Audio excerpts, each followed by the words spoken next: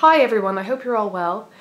I actually was planning to make another video for the Pave Your Own Path series on paving your own spirituality this week, but it's actually been a really crazy week.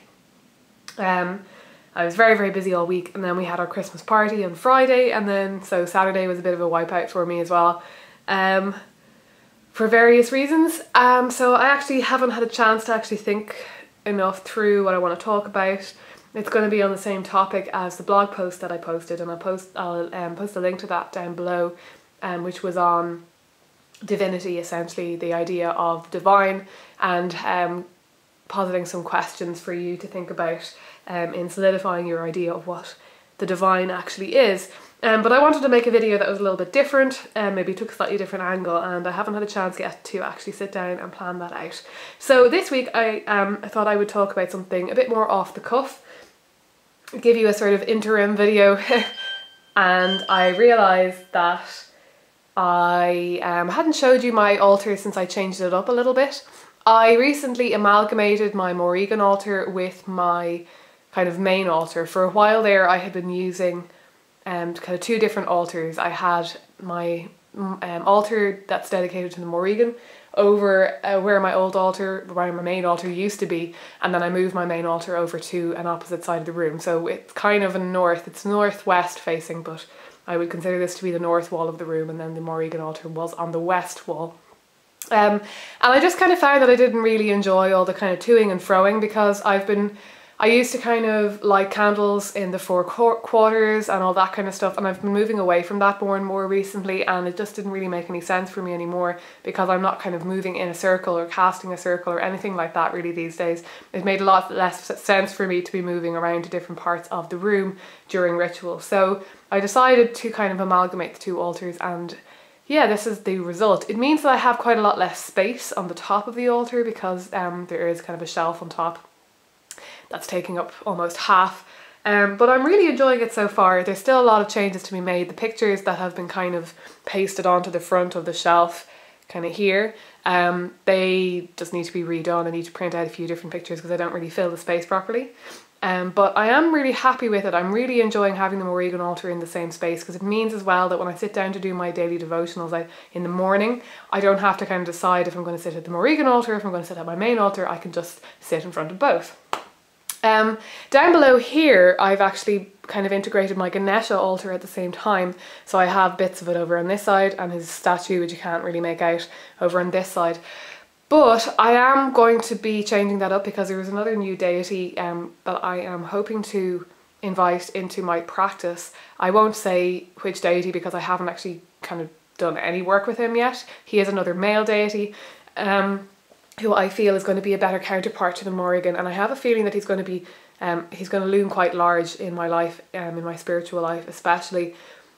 But it's been a very slow process with him so far, and I'm feeling drawn now to actually represent him on my altar, and perhaps that will kickstart our relationship.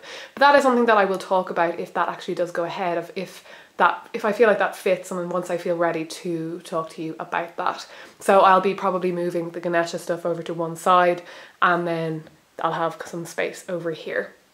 So this part here is kind of like a working space. There's more space down below which you can't see off screen, which is also a working space, and I'm also hoping to get back into doing kind of magical workings. I tend to just call them workings on a more regular basis, because I do have a bit more, well, theoretically have a bit more time on my hands right now, but like I say, the last week has been a bit crazy. But theoretically I have more time on my hands right now, and I'm hoping to kind of put a lot of that time into my spiritual practice, developing it, getting into habits that I can kind of maintain. So then the Morrigan altar on the top, as you can see, it's kind of changed. I used to have my witch, I'll show, it's actually up here. It's still there, and there's another picture that I consider to be, you can't see my hand, there, that's another picture that I consider to be part of kind of my spiritual objects, I suppose, or spiritual images. But so the plate is still there, it's very much still there, but once I set it all up and had the picture, or the plate on the top altar here, this row here is what is dedicated solely to the Morrigan, it just didn't look right, and it didn't feel right anymore. And then I took out this picture that I drew where it's not a painting, I did it with oil pastels primarily. And I'd always meant to incorporate it into my altar and I didn't. You can't see that very well, maybe I'll zoom in. Hooray, there you go. So I did that quite a long time ago, I'd say over a year ago, and I never actually put it on my altar at all. And that to me suddenly seemed like a much more fitting representation of the Morrigan to me. Maybe my understanding of her is shifting a little bit again, deepening a bit again. I'm really enjoying kind of triple aspect of her at the moment because I'm working as well with Macha and Bive more than I used to. So actually that's a much better view now that you can see the Morrigan altar. And then down below that is a sort of offering bowl for her. And then from the left there is the candle skull. I'm hoping at some point to get a prettier skull to put on her altar, but for the moment that's what I have. My piece of obsidian, there's a feather there that you can't really see, the ammonite, then in the middle of the offering bowl to the right there is a shell that I picked up in Kerry with 3 largish tumbled garnet stones, and then her candle on the far right hand side. So I'm feeling really happy with this altar setup right now. I'm really excited to get that other deity going in there as well. I'm really enjoying. I sit down every morning with her, that's the other thing actually, I need to get a hook on the wall to hang her prayer beads on, because it's the only thing that I haven't managed to incorporate into the altar setup so far. So I sit down every morning with those prayer beads and I go through them and kind of set daily intentions. I go through the chakras and I set sort of 7 daily intentions according to each chakra, and then I say words of devotion to her. It's kind of like doing a rosary, that I have the 7 beads and then I have 3 beads for her, and I do that 9 times, and yeah, I go through the prayer beads twice. And I'm really enjoying that spiritual practice right now. My morning devotionals have become very important to me. I am here in the mornings, most mornings now during the week, at least 5 mornings during the week anyway. And yeah, it's all just sort of slotting into place. So I thought I would show you that. I was actually going to talk a little bit more as well about, in this video, about having a permanent altar that is out on display in your main living area, and what that means for when people come over and, you know, can see it, and whether you're comfortable with that and getting comfortable with that. I have to say that I never, at least a year ago, I would never have thought that I would be comfortable having this amount of stuff on display in my living room. Now, bear in mind, I don't have people over here that much these days. I live very close to the city centre, so whenever I'm meeting people, generally speaking, unless they're very close friends, you know, we will just pop out for tea, we will go somewhere. I very rarely invite people over here, especially people that I'm not very close to. But it has happened to me a couple of times recently that people that I don't know, or well, one person in particular that I haven't known that long, has been here, kind of, that I've ended up inviting them back here almost on a kind of a spur of the moment without thinking it through necessarily.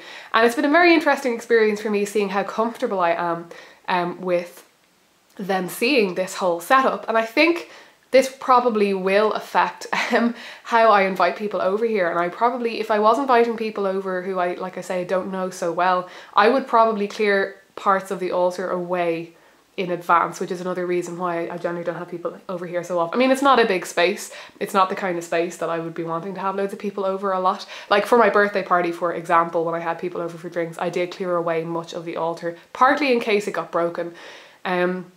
In the past, this would have been more than not a sort of embarrassment at the idea of me being spiritual at all. I would have been embarrassed at people kind of seeing it and thinking, oh, weird, she's got an altar or something, what's going on there, that's strange.